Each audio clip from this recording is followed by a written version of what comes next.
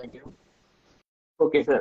So, everyone, please welcome Mr. Neal Nathan, who is the author of the book Raaz Mahal, The Palace of Secrets. The book is available in Hindi, it is available in English, and it is also available in Marathi.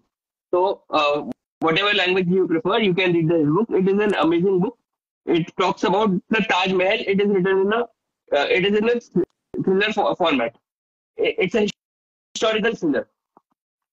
Sir, do you want to talk a little about your book, about the book? I want to talk a little about your book, sir. Sir, I wanted to ask you, uh, what inspired you to write a book involving the Taj Mahal? All right. First of all, a hello, a good morning, and good evening to your viewers.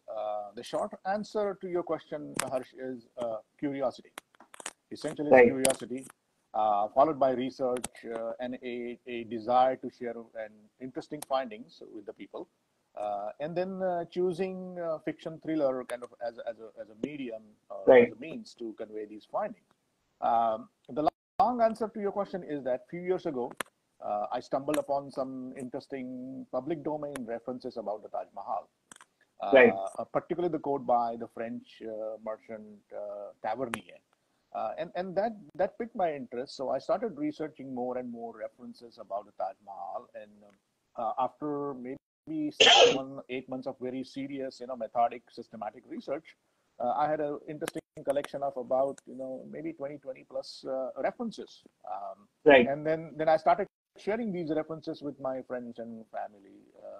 right, And then sort of there was a thought, what do I do with this? So maybe there was a thought that maybe write a thesis or something. right, But then the discussion led to probably let's try writing a story around these references. right. And then I said, I'll give it a try. And lo and behold, after 7 or 8 months, I had the first draft of my story, Raaz Mahal, the Palace of Secrets. Yeah, That's that's the great, sir. genesis. That's amazing. Like within a span of 7 to 8 months, you wrote the first draft. For many authors, it takes like much more time than that Yeah, for writing the of course. first.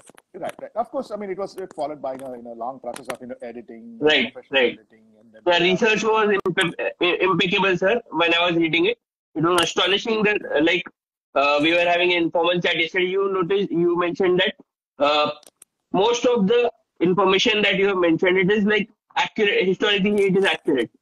So, do you mind sharing some of the research you did on the history and mysteries surrounding the topic of Taj Mahal?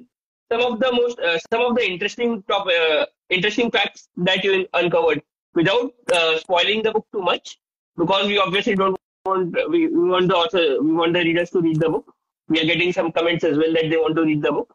Without getting into spoilers, do you want to tell some about the facts that you uncovered about Taj Mahal? Um, yeah. So most importantly, I want to let the viewers know that the facts that I discovered, and again, it's a public domain.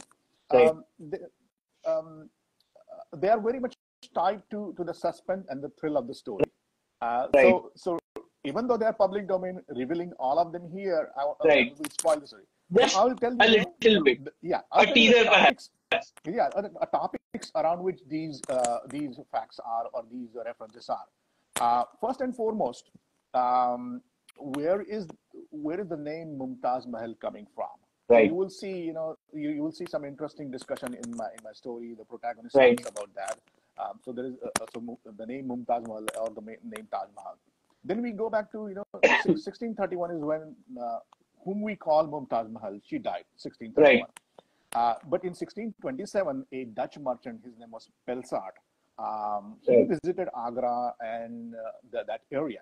So what did he see between the Agra Red Fort and all the way up to the current Taj Mahal? So there is an interesting quote by him as to what he was seeing and how that quote and that reference actually has a bearing on the story of the Taj Mahal. So that's 1627 Dutch merchant. In 1632 and 1633, Peter Mundy, a British guy, he was right, posted in Agra. He used to come and go from Agra.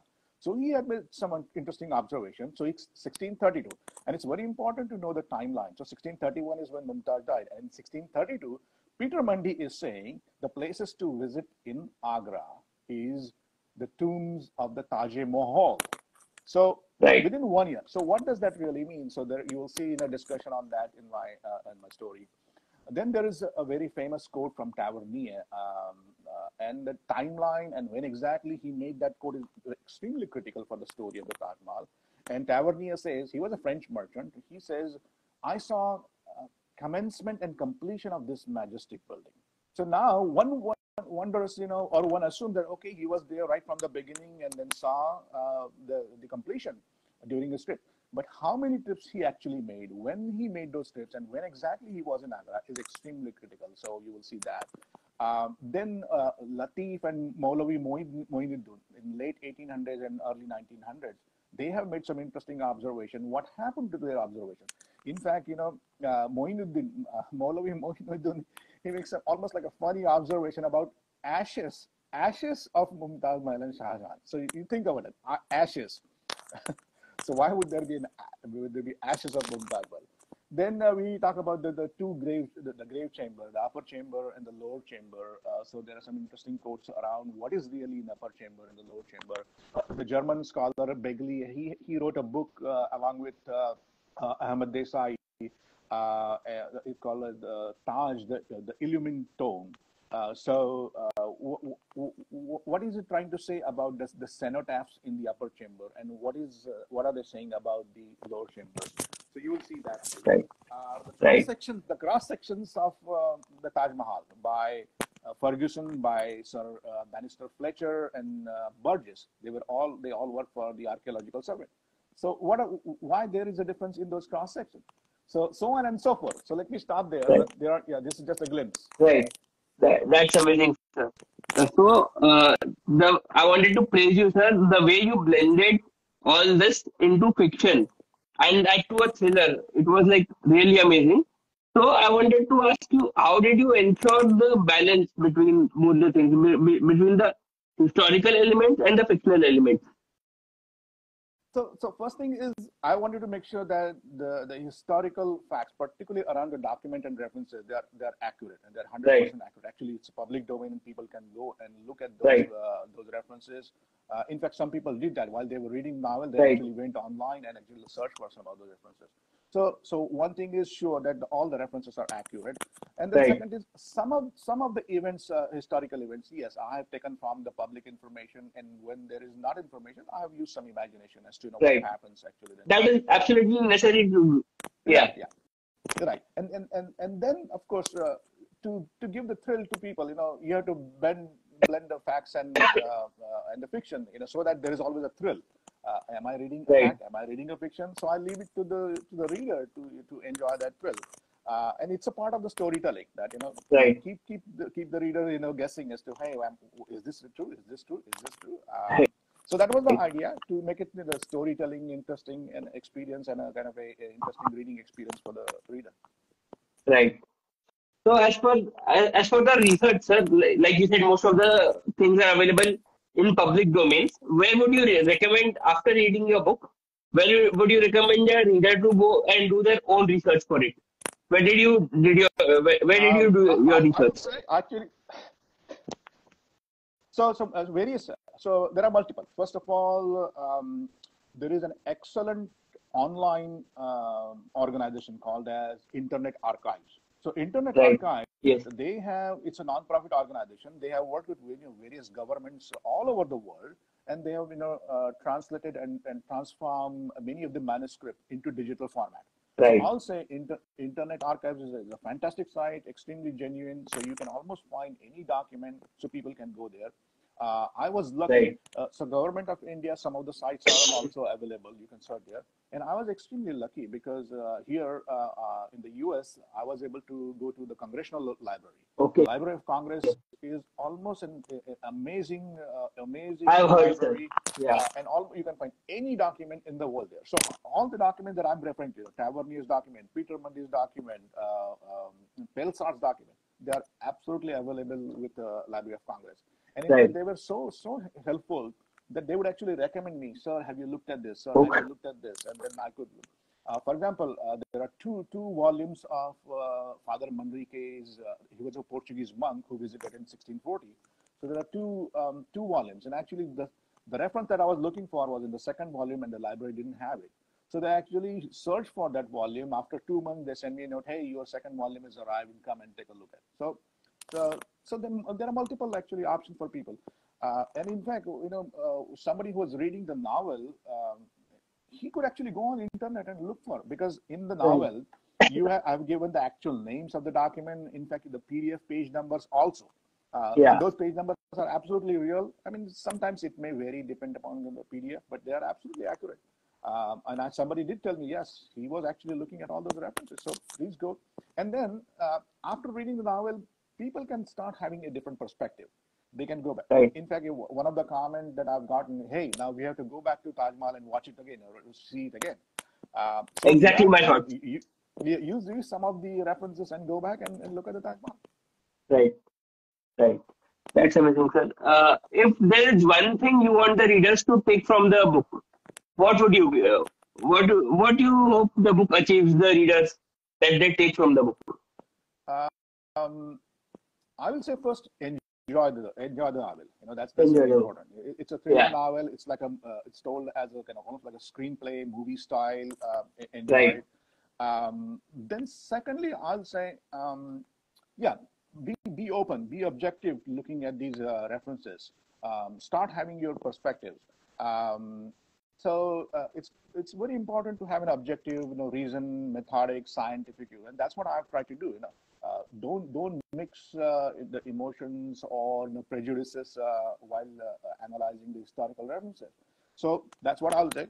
I don't think there has been a suspense thriller on this topic, particularly on Taj Mahal. I think there is. I know about one more fiction, but it's really a fantasy around the Taj Mahal. Right. When I was So this kind. When I was doing my research, one other topic came up for when I searched Raaz Mahal. I came up with a TV serial, but that was very different for me. Correct. The titles are not. The titles similar. Anyone can have the same title. Please go ahead. You were saying, sir. So an interesting quote, and I think everybody knows about Dan Brown and his Da Vinci Code novel. Right. So Dan Brown has a very interesting quote, and he says, widespread acceptance of an idea is not the proof of its validity. That just because somebody, and then I'll also add a quote from Gautam Buddha that I've used as an epigraph of my novel, which is just because something is written and something said so doesn't make it right or true. Exactly. So you have to use the reasoning, and you have to use your conscience to really interpret what exactly it means. So I'll say if it helps people to develop that objective approach, please. Then I also provided some framework. So the protagonist in the novel, Vijay Kumar, he's a nerdy guy, he's a maverick guy. So he uses some frameworks to really analyze the historical evidence. So those frameworks, I think anyone can use it to solve any problem or evaluate any historical evidence. Yeah. Right. So, sir, you mentioned Vijay Kumar. My next question was also going to be about Vijay Kumar, and you mentioned Dan Brown as well. So Dan Brown has a series about Robert Langdon. Are you planning to make a series about Vijay Kumar and his adventures, perhaps? About discovering more? That's a very common question, but so I'm not going to tell you the suspense. So what happens to Vijay Kumar in the novel is an interesting topic. Interesting. So it all depends. But yes, whether it will be Vijay Kumar or not, it depends upon where the story. Okay, even if we take Vijay Kumar aside. Correct. But yes, there is a possibility of sequel, but because as you've read the novel, some threads are unrevealed. I mean, I have left them hanging. And then there is always this curiosity of what happens next. Where does the case go? So sequel is very much possible. I will say I'm working on it. Whether it will be published, or it will come out to my satisfaction. It all depends. But I'll say I'm working on it. Yes. That's great to hear. That is always amazing to hear that at least there's a potential book to come. Whether there's Vijay Kumar or not in it, we will have to wait and see. Yeah, yeah. Yeah. So, apart from the thrilling genre as well, sir, have you thought about writing non-fiction as well? Because from the research that you have done, I think you can write some amazing things. Have Um, you given it a thought? so actually, so when I started, when I wrote this novel, I mean, the initial, after I completed my research, I mean, there was a thought, should I write a thesis? But the, Right, but then when I chose a more in the entertaining and thrilling right. approach to reach out to the masses. So I don't know whether I will necessarily write a thesis or nonfiction. Let's see where it goes. First of all, I want to make sure that it reaches a large number of people. Let them have some views around what I found, how I presented, and maybe then later on. Yes, there is a potential of getting into nonfiction also. But for now, I have like this genre, like a Yeah, fiction based horror. this is your forte. Yeah, This was like research based amazingly fiction. written. Yeah. Yeah, research based fiction. I really like this theological fiction or thriller fiction. I personally really enjoyed reading that. So, sir, one of the documents mentioned is Badshah about Shah Jahan, Mhm. you mentioned that as one of the citations. So, did you have any problems going through such old documents and interpreting the documents? Did you face any challenges? Very good question. So before we get into Bachchanama, first of all, I'll say I have used multiple Persian or Farsi Right, right, quotations in my novel. right, And the right. question was, how do I know the translations that are out there are Yeah, correct? So actually, right. I did my own research. I reached out to Farsi-speaking people and Iranian people. Okay, So right, Iranian people. I right. didn't want anyone from India to sort of do the sort of second level interpretation. So I actually reached out to three Iranian friends of mine. Okay, So they gave me interpretation, their translation, and even to some extent their translation differed because we are talking about a 17th century document. So yes, those were kind of and I had to use sort of my to do synthesis of what they are trying to say. So that's one. Secondly, coming back to Badshanama, um, Badshanama, and not many people know about Badshanama. yeah, You might think there is information because Badshanama was written by actually four people, oh, and there, yeah, and there are different portions of Badshanama. They wrote different for different period of Badshanama. But the famous Badshanama portion is the Badshanama of Mullah Abdul Hamid Lahori. So Lahori's okay. Badshanama is probably the most important. And to my understanding, Lahori's Badshah Nama has not been translated. Has not been translated, but some references, some quotations are absolutely key. Was taken from important those references. So, those references from Badshah Nama are extremely important. So I was fortunate to get those and get some of their translation validated by a few more folks. So I'll say Right, Badshah is most critical right, document and reference. Yeah, yeah. right. So, as I was saying, the Bachanama and all the, you mentioned some Persian translators as well. So, Mhm. the research was impeccable. Like, I was stunned about such things that I, Yeah.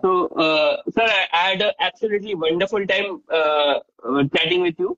And as did I, so many people, they commented about they want to read the book as well. So the book is available to purchase in English, Marathi, and Hindi. You Yeah. can purchase it in from all the major sources, I assume, from Amazon and Yep. from Yeah. major Absolutely. bookstores. Yeah.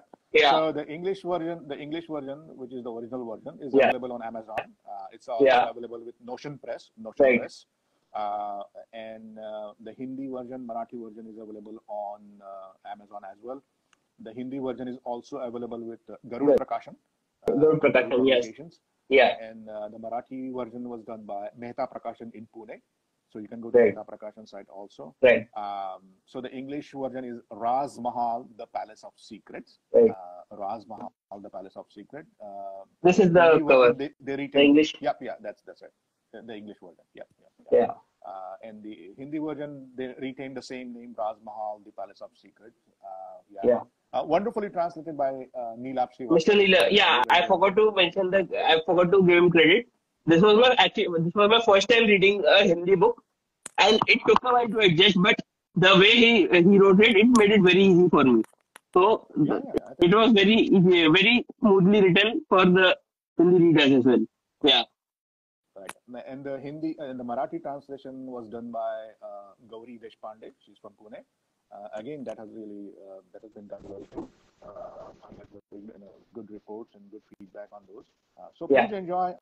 In the US, in the US actually there is an audiobook also. I hope to get an Okay. audiobook released in India. But yeah, there is an audiobook. Is It's it available available both in paperback Audible in and USA? audible. Correct. Yeah. Okay, I will get it. I have a Audible US account. I will personally get it also. Okay, Yeah. perfect. Yeah. Perfect. Yeah. Yeah, and it's both ebook as well as paperback. In the US, there's Yeah. also a hardcover version. It's nicely done by Barnes and Right. Noble. So Yeah. yeah, multiple formats. Oh, it's in Barnes and Noble as well. Yeah. The hardcover. Yeah. Oh, okay, that's amazing, sir. That's amazing.